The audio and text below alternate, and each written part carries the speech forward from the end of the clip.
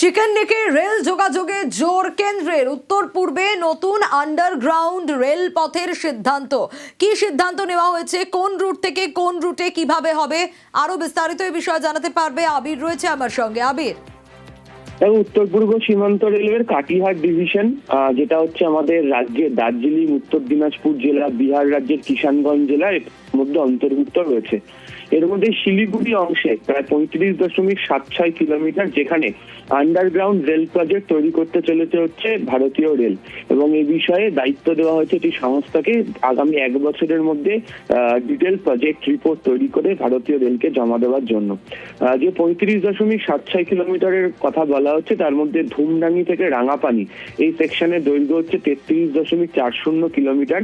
এই সংযোগটি হচ্ছে মূলত আন্ডারগ্রাউন্ড করিডোর হিসেবে ভারতীয় রেল পরিকল্পনা করছে। তার কারণ কৌশলগতভাবে এটা অত্যন্ত সংবেদনশীল একটি জায়গা, এবং এই শিলিগুড়ি করিডোরকে সুরক্ষিত এবং এখানে যাতে পরিকাঠামো যাতে আরো মজবুত করতে পারা যায়, নিরবিচ্ছিন্ন পরিকাঠামো যাতে রেল চলাচলের ক্ষেত্রে গড়ে তুলতে পারা যায়, সেই বিষয়টাই এর মধ্যে গুরুত্ব পাচ্ছে।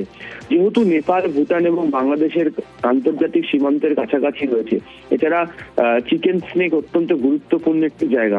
ফলে প্রাকৃতিক দুর্যোগ হোক, যানজট, নিরাপত্তাজনিত যাতে বিঘ্ন যাতে না ঘটে, সেই কারণেই আন্ডারগ্রাউন্ড রেল লাইনটি ভারতীয় রেল মনে করছে অত্যন্ত গুরুত্বপূর্ণ হবে। এবং এর কাছাকাছি বাগডোগরা বিমান ঘাঁটি রয়েছে। এছাড়া ভারতীয় সেনাবাহিনী 33 কোরের সেখানে সেনা ছাউনি রয়েছে। ফলে আগামী দিনে যাতে লজিস্টিক্স পৌঁছে দেওয়ার ক্ষেত্রে সুবিধা হয়, কোনো ধরনের যাতে অসুবিধা তৈরি না হয়, সেই কারণেই হচ্ছে আন্ডারগ্রাউন্ড রেল প্রজেক্টের ভাবনা ভারতীয় রেলের, এবং যাতে দ্রুত বাস্তবায়ন হয় সে কারণেও বিশেষ কাজও শুরু করলো তারা। বেশ আবির, जो स्ट्रैटेजिक सेक्शन है करीब 40 किलोमीटर का, नॉर्थ ईस्टर्न स्टेट्स को पूरे देश के साथ जोड़ने वाला जो हिस्सा है, उस हिस्से के लिए भी विशेष प्लानिंग की गई है। 4 लाइंस और अंडरग्राउंड लाइन की भी प्लानिंग की गई है। तो एक तरीके से नॉर्थ ईस्टर्न स्टेट्स के लिए कनेक्टिविटी का टोटली नया एक आयाम बनेगा, नया डायमेंशन बनेगा आने वाले समय में, और काम भी बहुत तेजी से चल रहा है नॉर्थ ईस्टर्न स्टेट्स में। জলপাইগুড়ির করলা নদীতে মাছের মড়ক। নদীতে ভাসছে রুই, কাতলা সহ একাধিক মাছ। জলপাইগুড়ির মাসকলাই এলাকায় রীতিমতো চাঞ্চল্য। কিন্তু এই পরিস্থিতি কেন তৈরি হলো, কাদের বিরুদ্ধে অভিযোগ, ঠিক কি ঘটেছে, আরো বিস্তারিত এই বিষয়ে জানাতে পারবে শান্তনু, রয়েছে আমার সঙ্গে। শান্তনু, দেখো, সকালবেলায় ঘটনা নজর পড়ার পরেই কিন্তু জলপাইগুড়ি পুরসভা, সেই সঙ্গে মৎস্য দপ্তর যৌথভাবে কিন্তু ঘটনা তদন্ত শুরু করেছে। কারণ 2011 সালেও কিন্তু এরকম একটি ঘটনা ঘটেছিল, যেখানে দেখা যাচ্ছিল জলপাইগুড়ি শহরের মধ্যে দিয়ে বয়ে যাওয়া করলা নদীর প্রায় 5 কিলোমিটার এলাকার যে মৎস্য ভান্ডার রয়েছে তা সম্পূর্ণভাবে ক্ষতিগ্রস্ত হয়েছে। এবং আজ থেকে 15 বছর আগে ঠিক একই জায়গায় সবচেয়ে বেশি মাছের মড়ক দেখা গিয়েছিল। সেই সময় কিন্তু নিষিদ্ধ কীটনাশক উঠে এসেছিল। আজকের এই ঘটনার প্রাথমিক যে তদন্ত শুরু হয়েছে, তাতে যেটা মনে করা হচ্ছে যে কীটনাশক মেশানো হয়েছে করলায়, সেটি মাছ ধরার জন্য মেশানো হয়েছে না সংলগ্ন চা বাগান এলাকা থেকে সেই কীটনাশক ভেসে এসেছিল, সেটাও কিন্তু পরীক্ষা করে দেখা হচ্ছে, তদন্ত করে দেখা হচ্ছে। বেশ, আমিও খবর পেয়ে ইসলাম এসে দেখি বিভিন্ন ধরনের মাছ এখানে ভেসে উঠছে, বোয়াল থেকে চায়না পুঁটি, তারপরে চিতল মাছ, তারপরে রুই মাছ। কি কারণে মড়ক লাগছে বুঝতে পারছি না, কিন্তু আমি একটা কথা বলবো, যারা এই মাছ ধরছেন এই মাছটা যেন না খায়। কারণ 2011 সালে একবার এরকম মড়ক হয়েছিল, সেখানে এইসব মাছ খেয়ে মানুষ অসুস্থ হয়ে পড়েছিল। এবং বাজারে বিক্রি যারা করছে, যারা যেন মাছটা বিক্রি না করে। এবং আমি মৎস্য দপ্তরকে জানাচ্ছি, আমাদের পৌরসভা এবং প্রশাসনের মাধ্যমে এখনই আমি জানাবো যেন এই ব্যাপারটা নিয়ে বিশেষ একটা উদ্যোগ গ্রহণ করে। গড়বেতায় দলছুট হাতির হামলায় 2 জন আহত। গড়বেতার 3 নম্বর ব্লকের মঙ্গলপাড়ায় আতঙ্কের পরিবেশ। শোভন রয়েছে আমার সঙ্গে। শোভনের কাছ থেকে জানবো, তবে তার আগে আরো একবার জানি, গড়বেতায় দলছুট হাতির হানায় রীতিমতো 2 জন আহত হওয়ার খবর পাওয়া যাচ্ছে। গড়বেতার 3 নম্বর ব্লকের মঙ্গলপাড়ায় আতঙ্কের পরিবেশ তৈরি হয়। ভোর রাতে আচমকাই লোকালয়ে 2 হাতি, আর হাতির সামনে পড়ে 2 জন রীতিমতো আহত। মেদিনীপুর মেডিকেলে ভর্তি করা হয়েছে আহতদের। ডেবরায় প্রাইমারি স্কুলে স্মার্ট ক্লাস। প্রাইমারি স্কুলে লাইব্রেরিও, চেনা ছকের বাইরে পড়াশোনা। আর ডেবরার কুলডিহা প্রাইমারি স্কুলে পরিষেবা। প্রাইমারি স্কুলে স্মার্ট ক্লাস, স্বাভাবিকভাবে পড়ুয়ারা খুশি হবে তা বলার অপেক্ষা রাখে না। একদমই ডাক্তার সোনিয়া, পশ্চিম মেদিনীপুর জেলার ডেবরা ব্লকের কুলডিয়া ক্ষুদ্রমণি প্রাথমিক বিদ্যালয়, সেই স্কুলে আগে থেকেই স্মার্ট ক্লাস থেকে শুরু করে বিভিন্ন ধরনের জিনিস ছিল বাচ্চাদের পড়ার ক্ষেত্রে, এবং তাদেরকে অন্যভাবেও ট্রেনিং দেওয়া হতো যে তারা আগামী দিনে স্বনির্ভর কি করে হবে বড় হয়ে। এর পাশাপাশি নতুন সংযোজন হলো গতকাল একটি লাইব্রেরি উদ্বোধন হয়েছে একটি স্বেচ্ছাসেবী সংস্থার পক্ষ থেকে। সেখানে চেয়ার, টেবিল এবং কিছু বই রয়েছে, কবিতা, আবৃত্তি, নাটক সহ বিভিন্ন শিক্ষামূলক বই রয়েছে। সেই বইগুলো কিন্তু বাচ্চারা পড়বে এবং এতে কিন্তু বাচ্চারা যথেষ্ট খুশি। ডেবরার বুকে প্রাইমারি স্কুলে এই লাইব্রেরি, এটা কিন্তু যথেষ্টই মানে এটা নতুন কিছু, সেটাই বার্তা দিতে চাইছে প্রধান শিক্ষক। বেশ, আমাদের স্কুলে লাইব্রেরি হয়েছে। আমাদের লাইব্রেরিতে গল্পের বই, ছবির বই ইত্যাদির বই রয়েছে। এর জন্য আমরা খুব খুশি হয়েছি। আমাদের স্কুলে একটি নতুন লাইব্রেরি হয়েছে। কি কি বই রয়েছে? সেখানে অনেক গল্পের, ছড়া এবং নানা রকম কার্টুনের বই। এই যে লাইব্রেরি হয়েছে, কতটা খুশি তোমরা? আমরা অনেক খুশি। এটা কুলডিয়া ক্ষুদ্রমণি প্রাথমিক বিদ্যালয়ে একটা নতুন দিন এবং নবতম সংযোজন। এই লাইব্রেরি ওপেনে শিশুদের বই পড়ার মনস্কতা গড়ে উঠবে এবং এই দিনটাকে আমরা প্রতি বছর পালন করব।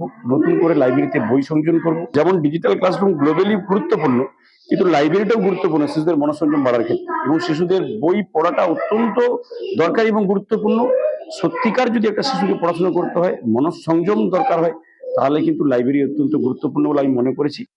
চিকেন নেকে রেল যোগাযোগে জোর কেন্দ্রের। উত্তর পূর্বে নতুন আন্ডারগ্রাউন্ড রেল পথের সিদ্ধান্ত।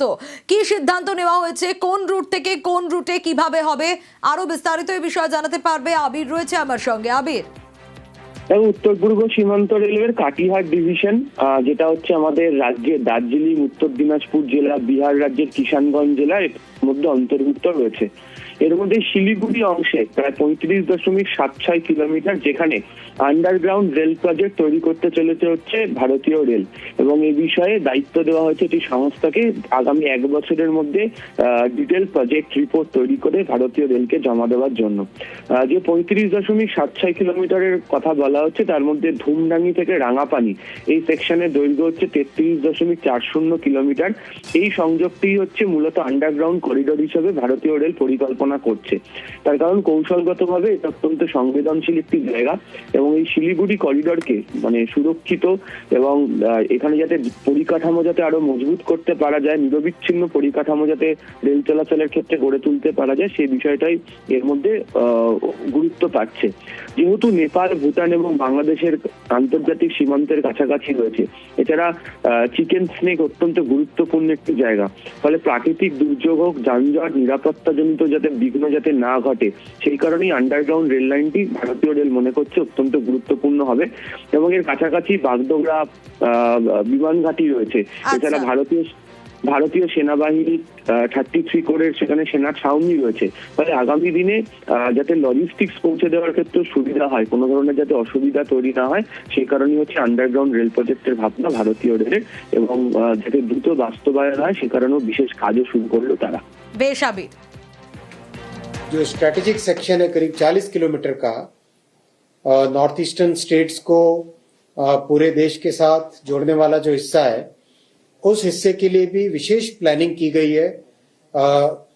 4 लाइंस और अंडरग्राउंड लाइन की भी प्लानिंग की गई है। तो एक तरीके से नॉर्थ ईस्टर्न स्टेट्स के लिए कनेक्टिविटी का टोटली नया एक आयाम बनेगा, नया डायमेंशन बनेगा आने वाले समय में, और काम भी बहुत तेजी से चल रहा है नॉर्थ ईस्टर्न स्टेट्स में। জলপাইগুড়ির করলা নদীতে মাছের মরক। নদীতে ভাসছে রুই, কাতলা সহ একাধিক মাছ। জলপাইগুড়ির মাসকলাই এলাকায় রীতিমতো চাঞ্চল্য। কিন্তু এই পরিস্থিতি কেন তৈরি হলো, কাদের বিরুদ্ধে অভিযোগ, ঠিক কি ঘটেছে, আরো বিস্তারিত এই বিষয়ে জানাতে পারবে শান্তনু, রয়েছে আমার সঙ্গে। শান্তনু, দেখো, সকালবেলায় ঘটনা নজর পড়ার পরেই কিন্তু জলপাইগুড়ি পুরসভা সেই সঙ্গে মৎস্য দপ্তর যৌথভাবে কিন্তু ঘটনা তদন্ত শুরু করেছে। কারণ 2011 সালেও কিন্তু এরকম একটি ঘটনা ঘটেছিল, যেখানে দেখা যাচ্ছিল জলপাইগুড়ি শহরের মধ্যে দিয়ে বয়ে যাওয়া করলা নদীর প্রায় 5 কিলোমিটার এলাকার যে মৎস্য ভান্ডার রয়েছে তা সম্পূর্ণভাবে ক্ষতিগ্রস্ত হয়েছে।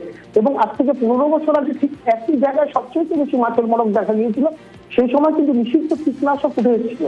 আজকের এই ঘটনার প্রাথমিক যে তদন্ত শুরু হয়েছে তাতে যেটা মনে করা হচ্ছে যে কীটনাশক মেশানো হয়েছে করলায়, সেটি মাছ ধরার জন্য মেশানো হয়েছে না সংলগ্ন চা বাগান এলাকা থেকে সেই কীটনাশক ভেসে এসেছিল, সেটাও কিন্তু পরীক্ষা করে দেখা হচ্ছে, তদন্ত বেশ, করে গোটা দেখা বিষয় দেখা হচ্ছে। বেশ, আমিও খবর পেলাম, খবর পেয়ে এসলাম, এসে দেখি বিভিন্ন ধরনের মাছ এখানে ভেসে উঠছে বোয়াল থেকে চায়না পুঁটি, তারপরে চিতল মাছ, তারপরে রুই মাছ। কি কারণে মরক লাগছে বুঝতে পারছি না, কিন্তু আমি একটা কথা বলবো, যারা এই মাছ ধরছেন এই মাছটা যেন না খায়, কারণ 2011 সালে একবার এরকম মরক হয়েছিল, সেখানে এইসব মাছ খেয়ে মানুষ অসুস্থ হয়ে পড়েছিল। এবং বাজারে বিক্রি যারা করছে যারা যেন মাছটা বিক্রি না করে। এবং আমি মৎস্য দপ্তরকে জানাচ্ছি, আমাদের পৌরসভা এবং প্রশাসনের মাধ্যমে এখনই আমি জানাবো যেন এই ব্যাপারটা নিয়ে বিশেষ একটা উদ্যোগ গ্রহণ করে।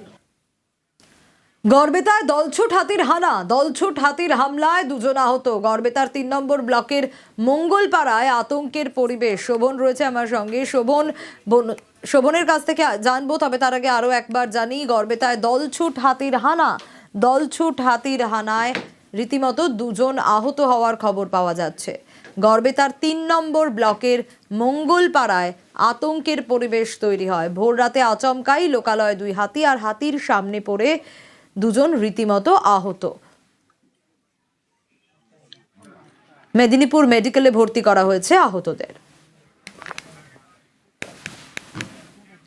ডেবরায় প্রাইমারি স্কুলে স্মার্ট ক্লাস, প্রাইমারি স্কুলে লাইব্রেরিও, চেনা ছকের বাইরে পড়াশোনা।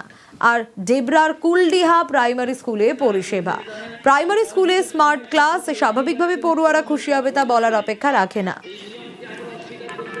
একদমই ডক্টর সোনিয়া, পশ্চিম মেদিনীপুর জেলার ডেবরা ব্লকের কুলডিয়া ক্ষুদ্রমণি প্রাথমিক বিদ্যালয়, সেই স্কুলে আগে থেকেই স্মার্ট ক্লাস থেকে শুরু করে বিভিন্ন ধরনের জিনিস ছিল বাচ্চাদের পড়ার ক্ষেত্রে, এবং তাদেরকে অন্যভাবেও ট্রেনিং দেওয়া হতো যে তারা আগামী দিনে স্বনির্ভর কি করে হবে বড় হয়ে। এর পাশাপাশি নতুন সংযোজন হলো গতকাল একটি লাইব্রেরি উদ্বোধন হয়েছে একটি স্বেচ্ছাসেবী সংস্থার পক্ষ থেকে। সেখানে চেয়ার, টেবিল এবং কিছু বই রয়েছে, কবিতা, আবৃত্তি, নাটক সহ বিভিন্ন শিক্ষামূলক বই রয়েছে। সেই বইগুলি কিন্তু বাচ্চারা পড়বে এবং এতে কিন্তু বাচ্চারা যথেষ্ট খুশি। ডেবরার বুকে প্রাইমারি স্কুলে এই লাইব্রেরি, এটা কিন্তু যথেষ্টই মানে এটা নতুন কিছু, সেটাই বার্তা দিতে চাইছে প্রধান শিক্ষক। বেশ, আমাদের স্কুলে লাইব্রেরি হয়েছে। আমাদের লাইব্রেরিতে গল্পের বই, ছবির বই ইত্যাদির বই রয়েছে। এর জন্য আমরা খুব খুশি হয়েছি। আমাদের স্কুলে একটি নতুন লাইব্রেরি হয়েছে। কি কি বই রয়েছে? সেখানে অনেক গল্পের ছড়া এবং নানা রকম কার্টুনের বই। এই যে লাইব্রেরি হয়েছে, কতটা খুশি তোমরা? আমরা অনেক খুশি। এটা কুলডিহা ক্ষুদ্রমণি প্রাথমিক বিদ্যালয়ে একটা নতুন দিন এবং নবতম সংযোজন। এই লাইব্রেরি ওপেনে শিশুদের বই পড়ার মনস্কতা গড়ে উঠবে এবং এই দিনটাকে আমরা প্রতি বছর পালন করব। নতুন করে লাইব্রেরিতে বই সংযোজন করব। যেমন ডিজিটাল ক্লাসরুম গ্লোবালি গুরুত্বপূর্ণ, কিন্তু লাইব্রেরিটাও গুরুত্বপূর্ণ শিশুদের মনোসংযোগ বাড়ার ক্ষেত্রে, এবং শিশুদের বই পড়াটা অত্যন্ত দরকারি এবং গুরুত্বপূর্ণ। সত্যিকার যদি একটা শিশুকে পড়াশোনা করতে হয়, মনঃসংযম দরকার হয়, তাহলে কিন্তু লাইব্রেরি অত্যন্ত গুরুত্বপূর্ণ বলে আমি মনে করেছি।